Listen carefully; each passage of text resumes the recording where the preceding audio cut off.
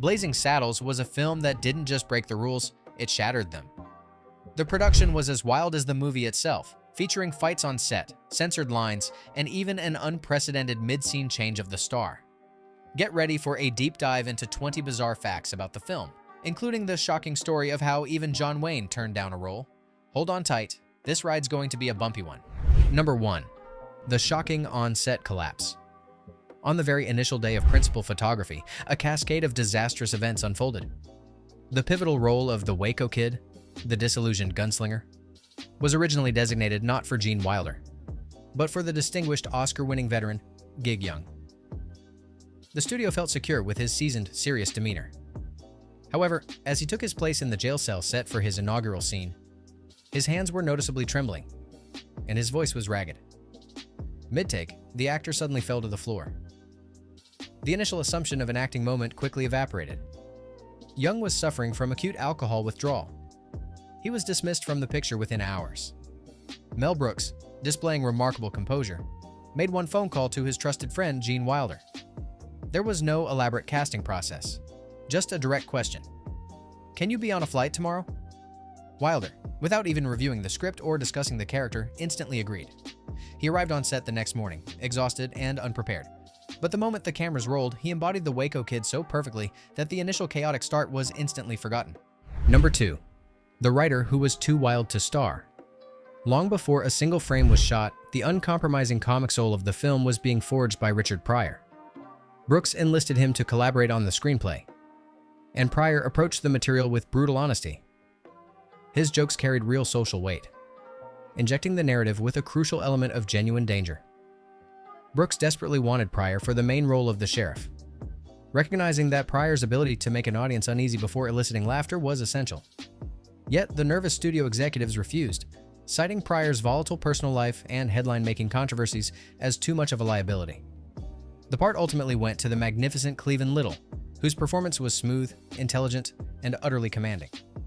Nevertheless, the underlying sharp satirical rhythm and the uncompromising comedic bite of the film remained Pryor's profound contribution. Number 3. The executive screening of Pure Dread. When the Warner Brothers leadership finally gathered to view the finished product, their reaction was one of visceral dismay. Their horror stemmed not from poor execution, but from the utterly audacious content. The relentless racial satire, the barrage of slurs, the unprecedented fart noises, the random violence, and the infamous punching of a horse. They believed the film was a guaranteed commercial and critical failure. The executives sat rigid, arms crossed, intending to quietly bury the movie, convinced they had a catastrophic bomb on their hands. Brooks staunchly refused, demanding a single unfiltered test screening with a genuine, unsuspecting audience. Number 4. The bean scene that unleashed the hilarity.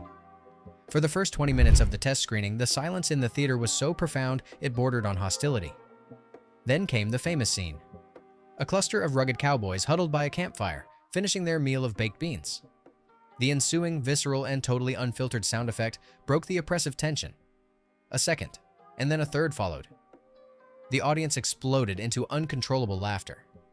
People were literally gasping for air and physically reacting to the absurdity. That moment, showcasing what is widely regarded as the first mainstream cinematic flatulence joke, shattered the spell. The laughter became a sustained roar, transforming the film from an item the studio wished to discard into a must-see comedy phenomenon. Number 5. The genius of playing it straight. Gene Wilder's acceptance of the role came with a condition that proved brilliant. "If I do this, I will play it completely sincerely. I won't play it for comedy." This decision to portray the perpetually drunk but highly skilled Waco Kid with a quiet, broken nobility rather than broad slapstick was the key to the film's success. As the rest of the ensemble plunged into cartoonish mania, Wilder functioned as a dry, magnetic center. His delivery was understated, almost poetic, making every joke that much sharper by contrast. He created a truly tragicomic figure, a broken man who delivered some of the film's most memorable lines without ever breaking his own dignified facade. Number 6. The heavy price of pioneering. While Cleavon Little earned his place in history as a groundbreaking black lead in a major Hollywood feature, he faced significant, unseen adversity. During production, he was the target of vicious hate mail, letters full of slurs and direct threats from bigots who failed to grasp the film's satirical intent. Brooks later revealed how gracefully Little navigated this pain, maintaining an unshakable cool and professional control while on set, matching every intense scene with Gene Wilder. Though the movie was a sharp attack on racism, its star was forced to confront the harsh reality of it daily, making his effortless, commanding performance an act of profound courage. Number 7. The method acting of the Western man. Slim Pickens, a veteran of countless genuine Westerns, was the epitome of the authentic cowboy. Brooks deliberately let him believe he was starring in a completely serious frontier epic. The deliberate misunderstanding was the foundation of the joke. Pickens tackled the increasingly outlandish script with absolute, unblinking sincerity, reacting to the most ridiculous chaos, from the farting to the fights, as if it were all realistic, high-stakes drama. He never gave a knowing look or a wink to the camera. His deep commitment grounded the film's total madness, making him the sole honest counterpoint to the surrounding absurdity. Number 8. The punch that broke all rules. The visual is astonishing. A character walks up to a horse and delivers a forceful punch. This was achieved without special effects or editing trickery. It was an actual physical stunt performed on a trained, compliant stunt horse. The scene was carefully set up, a controlled angle, a precise choreography, and a swift strike by a stuntman, and the horse safely went down in a single successful take. Such an action would be universally prohibited in modern filmmaking. Brooks viewed the gag as an artistic dare. Let's push the boundaries and see how far we can actually go. The audacity of the stunt remains an iconic talking point, cementing the film's reputation for having no sacred cows. Number 9. The Censor's List of Demands.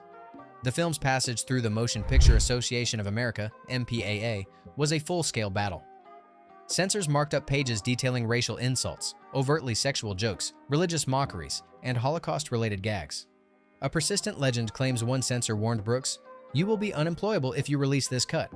Brooks fought relentlessly for the inclusion of every controversial line. His core principle was unyielding. To eliminate the sharp edge was to render the social commentary pointless. He insisted on keeping the film's raw language and daring material intact, understanding that the film's goal was not gentle amusement, but a forceful, painful confrontation with prejudice. Number 10. The scathing Hollywood satire. The character of Hedley Lamar, the preening, power-hungry villain, was Brooks' perfect vehicle for settling scores. He based the pompous executive on a well-known, real-life Hollywood bigwig, a man infamous for his hollow promises and tendency to steal credit. Harvey Korman brilliantly embodied the caricature, playing Lamar with an air of pure, delusional arrogance and a stunning lack of self-awareness. When Lamar dramatically corrects people on the pronunciation of his name, it's heady. It was a pointed joke aimed directly at the vanity of every studio chief Brooks had ever been forced to endure. Number 11. The near tragedy of the toll booth. The chaotic sequence involving the dynamite blast that demolishes the fake toll booth was almost genuinely tragic. The explosive charge was carefully timed to detonate only after the actors had cleared the area. On the day of filming, the charge went off prematurely.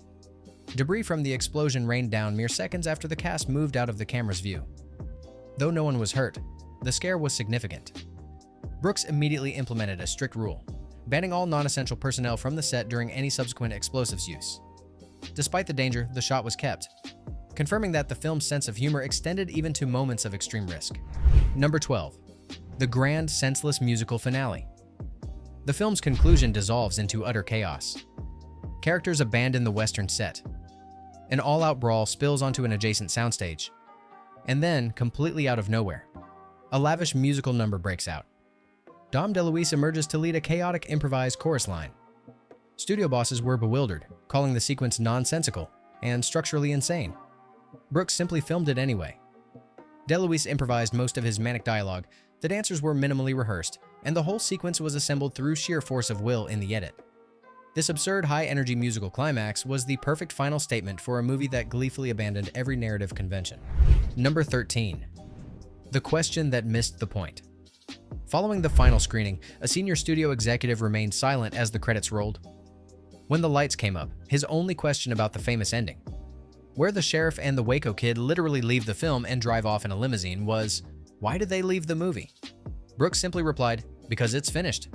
The bizarre meta-ending was an intentional declaration designed to destroy the concepts of genre, narrative, and the theatrical frame itself. Brooks realized that if the executive was still asking for rational motivation at that point, he had completely failed to grasp the anarchic spirit of Blazing Saddles. Number 14. the director as his own ensemble. Mel Brooks served as the master architect of the film's mayhem, yet he chose to place himself directly into the action by playing three distinct roles. The dim-witted governor, William J. Lepetaman, the hilariously mischaracterized Yiddish-speaking Indian chief, and the exasperated director in the final act. Brooks operated with minimal preparation, often scribbling his lines on set and diving straight into costume. He explained that by playing multiple roles, he was able to satirize every component of the system, from incompetent government to the folly of Hollywood itself. Number 15. The awards season silence. Despite becoming a phenomenal cultural and financial success, the film received only 3 modest Academy Award nominations: Best Supporting Actress, Best Editing, Best Song, and secured 0 wins. While critics adored it and audiences flocked to it, the Hollywood establishment found the film's aggressive satire, its language, and its sheer audacity too uncomfortable to publicly honor. Brooks later quipped that they bypassed the Oscar in favor of something far superior: repeat earnings. The film's lasting resonance is evident in the fact that its laughter continues to echo 5 decades later. Number 16. The attempted soft-serve version. Spurred by the massive box office numbers, the studio attempted to immediately capitalize on the film's success by developing a network television sitcom, Black Bart. It was conceived as a heavily censored, laugh-tracked, and sanitized version of the movie's premise. The same characters, the same setting, but devoid of all edge, soul, and effective humor. The studio shot a pilot episode, shelved it, and then filmed a handful of episodes solely to retain the rights to the intellectual property, ensuring the film's legacy couldn't be easily diluted. Brooks largely disowned the attempt, knowing that a story designed to be a gut punch cannot be successfully softened. Number 17. The title they feared. Before principal photography began, studio heads vehemently objected to the title Blazing Saddles. They argued it sounded too much like an adult film of the era, overly suggestive, risque, and juvenile. They pressed Brooks to use safer, more conventional Western titles. Brooks flatly refused, telling them, "The title itself is part of the joke. It's ridiculous, it's brazen, and it establishes the tone before the first frame." They eventually capitulated, resulting in one of the most memorable and audacious titles in cinema history. Number 18. The unrepeatable moment in time. Brooks has consistently and firmly maintained that Blazing Saddles could not be made in today's climate. He believes the cultural landscape, audience sensitivities, and studio risk aversion have shifted too dramatically. He views the film as an authentic product of the early 1970s, a moment when it was necessary to use a comedic sledgehammer to smash through hypocrisy and overt racism. That kind of boundary-shattering satire, he argues, is a fleeting one-time cultural phenomenon. Number 19. The crew that couldn't keep quiet. Numerous scenes required multiple takes, not because of technical errors, but because the crew members were literally unable to suppress their laughter. This included the campfire scene, Slim Pickens' monologues, and every one of Mel Brooks' erratic cameos. Camera operators would shake. Boom, mic operators would drop their equipment. And one assistant director had to be completely banned from the set because his loud laughter was constantly ruining the sound recording. Brooks frequently had to stop filming and yell, "Stop enjoying the movie. We are still in the process of making it." That genuine, infectious joy remains palpable in every scene. Number 20. The Duke's endorsement. Hoping to escalate the meta joke, Brooks offered the legendary John Wayne a cameo role in the film's final chaotic sequence. Wayne read the script and, in a famous anecdote, told Brooks, "I love it. I truly do. But I simply cannot do it. My fans would never forgive me." He then added the ultimate sign of respect, "But I will be the first person in line to see it." Wayne attended the opening night, giving his personal blessing to the ultimate Western deconstruction, a gesture that was perhaps the most powerful endorsement possible. Blazing Saddles was more than just a successful movie. It was an act of cinematic revolution. It didn't just step over the line. It drew a completely new one, then danced a chaotic jig all over it. It savagely roasted prejudice, lampooned authority, and delivered its message with an infectious wink, a cracking whip, and a horse taking a punch to the jaw. It was comedy with zero filter, zero apology, and maximum guts. Hollywood in the 1970s was a volatile mix of experimentation, rebellion, and cultural upheaval. The old studio system was collapsing, and a new wave of directors was reshaping what cinema could be. But in 1974, one man, Mel Brooks, went further than anyone dared. His film Blazing Saddles wasn't just a comedy. It was an act of cinematic defiance, a middle finger aimed squarely at Hollywood convention and the moral boundaries of good taste. It shattered every rule, mocked every taboo, and somehow, through sheer brilliance, became a masterpiece. What began as chaos on set would evolve into one of the most influential and fearless comedies in history. A movie that held up a mirror to American culture and dared to laugh at its own reflection. So what remains after all the chaos and laughter, the outrage and applause? Maybe it's this. Mel Brooks held up a mirror to America, and instead of turning away, he dared us to laugh.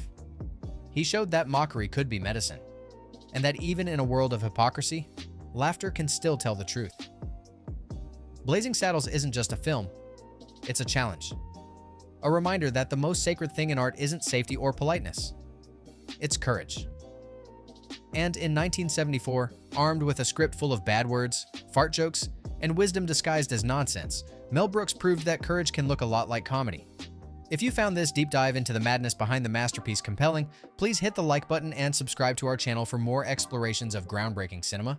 Now, tell us in the comments, which fact, the unexpected casting, the on-set disaster, or the Duke's refusal made you laugh, gasp, or rewind? Let us know how this film blew open the doors of Hollywood comedy.